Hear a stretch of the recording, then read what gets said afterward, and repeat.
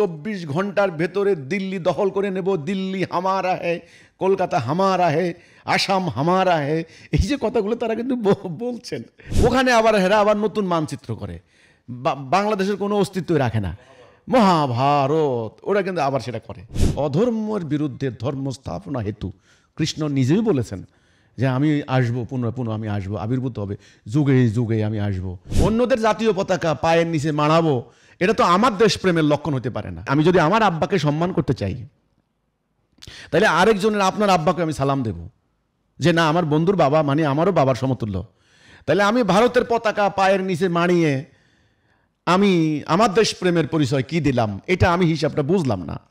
রাষ্ট্রীয় পর্যায়ে আর কি, একেবারে সরকারের দায়িত্বশীল পর্যায় থেকে কিন্তু খুব রয়েস হয়ে কথা বলা হচ্ছে। না ওটা ডিপ্লোম্যাটিক কথা না, না ওটা তো হলো আসলে বাস্তবতা না। ভারতের হাইকমিশনার উনি দেখলাম খুবই ভদ্রলোক, একেবারে ওয়ার্ডগুলি ইউজ করছেন একদম প্রিসাইজড কনসাইজড করা। তো ডিপ্লোম্যাটিক লেভেলে ওনারা তো প্রশিক্ষিত আমলা, তাই না? আমাদেরও তো পররাষ্ট্র সচিব পর্যায়ে প্রশিক্ষিত আমাদের সচিব জসিমউদ্দিন সাহেব, উনিও একজন চৌকস আমলা, এটা অস্বীকার করার কোনো জো নাই, না মেধাবী একজন অফিসার। ওকে, ওনারা যে কথাগুলি বলবেন দেখবেন ওনারা কথাগুলো খুবই কনসাইজ করা, প্রিসাইজ করা, শব্দগুলো একেবারে মানে বাছাই করা, একেবারে কূটনৈতিক দিক থেকে পলিটিক্যাল দিক থেকে যেন কোনো পক্ষ যেন হার্ট না হয়। আন্তর্জাতিক আইনগুলি তারা মাথায় রেখে কথা বলেন, আঞ্চলিক সমস্যাগুলি মাথায় রেখে কথা বলেন। কিন্তু বাস্তবতা তো ভিন্ন। রাষ্ট্রের ভেতরে যে আন্দোলনগুলি হচ্ছে বাংলাদেশের ভেতরে ভারতের বিরুদ্ধে, যে সংগঠনগুলি সক্রিয়, তারা তো এ ধরনের কূটনৈতিক ভাষায় কথা বলে না। তাদের কথা গাজওয়াতুল হিন্দ হবে, 24 ঘন্টার ভেতরে দিল্লি দখল করে নেব, দিল্লি হামারা হে, কলকাতা হামারা হে, আসাম হামারা হে, এই যে কথাগুলো তারা কিন্তু বলছেন। কথাটা বলছে নতুন নতুন মানচিত্র, দেখেন নতুন মানচিত্র প্রকাশ করছেন। মানচিত্রের মধ্যে আসাম, কলকাতা ইত্যাদি নিয়ে একটা মানচিত্র রাষ্ট্র, ওখানে আবার হেরা আবার নতুন মানচিত্র করে, বাংলাদেশের কোনো অস্তিত্বই রাখে না, মহাভারত ওরা কিন্তু আবার সেটা করে। তো এখানে রাষ্ট্রের ভেতরে যে গোষ্ঠীগুলি আছে তারা ঠিকই কিন্তু উস্কানি দিয়ে যাচ্ছে, সোশ্যাল মিডিয়াতে হামলা মানে কন্টেন্ট ক্রিয়েট করে যাচ্ছে, পরস্পর অশ্লীল কথাবার্তাও কিন্তু হচ্ছে, আক্রমণাত্মক উস্কানিমূলক কথাবার্তা হচ্ছে। ভারতকে মুছে দেব, টুকরা টুকরা করে ফেলবো, ভারত থেকে আবার বলে বাংলাদেশ 15 মিনিটের ইয়ে থাকবে না। সেদিন গিয়ে একজনে দেখলাম বলল কি একটা বিমান নাকি আমাদের উপরে দিয়ে দিলে নাকি আমাদের গলা শুকিয়ে যাবে, একটা বিমান নাকি বাংলাদেশের দিকে ছেড়ে দিলে, নামটা আমি ভুলে গেছি, ওই বিমান বাংলাদেশের দিকে আসলে নাকি আমাদের গলা শুকিয়ে যাবে, আমরা নাকি অজ্ঞান হয়ে পড়ে যাব। ওনারা ভারত এত শক্তিশালী হয়ে গেছে, এত পাওয়ারফুল হয়ে গেছে, ভাই এত অহংকার তো ভালো না। কথার মধ্যে না কেমন যেন একটা অহংকার, আত্মম্বরিতা, দাম্ভিকতা, অহমিকা এরকম দেখতে পাচ্ছি ভারতের ভিতরেও কিন্তু। আর আমাদের তো কোনো কোনো ব্যাভাস মন্তব্য আছেই।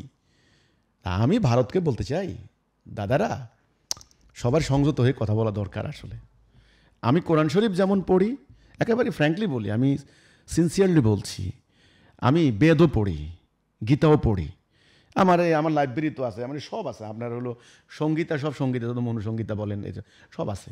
আমি নিয়মিত সোজা কথা বলতে গেলে আমি পড়ি, এই গীতা পাঠ করি, আমি পড়ি। কেন পড়ি আমার জানতে হবে, এটা একটা ধর্মীয় গ্রন্থ। তো কাজেই আপনাদের ধর্মগ্রন্থ এক ধরনের কথা বলে, আর আপনাদের ধর্মীয় নেতাদের বক্তব্য তো আরেক ধরনের। অহংকার, আত্মম্বরিতা, অহমিকা, অন্যকে মুছে ফেলবো, এইগুলো তো আমি তো গীতার মধ্যে কোথাও পাই না। সেখানে ধর্ম অধর্মের দুইটা ডিফারেন্স নিয়ে আলোচনা করা হয়েছে।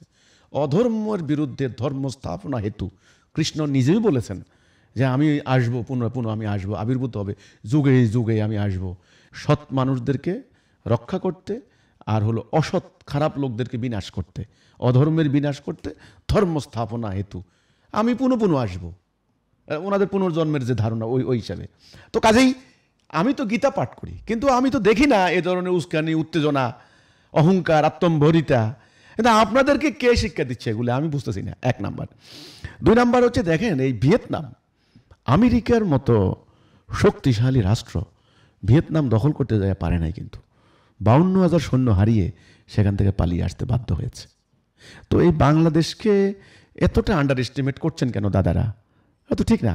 আর আমাদের যারা বাংলাদেশের যারা আছেন সংগঠনের লোকেরা, আপনারা দেশকে ভালোবাসেন, আমি ঠিক আছে, দেশকে ভালোবাসার তো মানে এই নয় অন্য দেশকে আমি আক্রমণ করে কথা বলবো, অন্যদের না, এখন তো জাতীয় পতাকা না অন্যদের জাতীয় পতাকা পায়ের নিচে মানাবো, এটা তো আমার দেশপ্রেমের লক্ষণ হতে পারে না।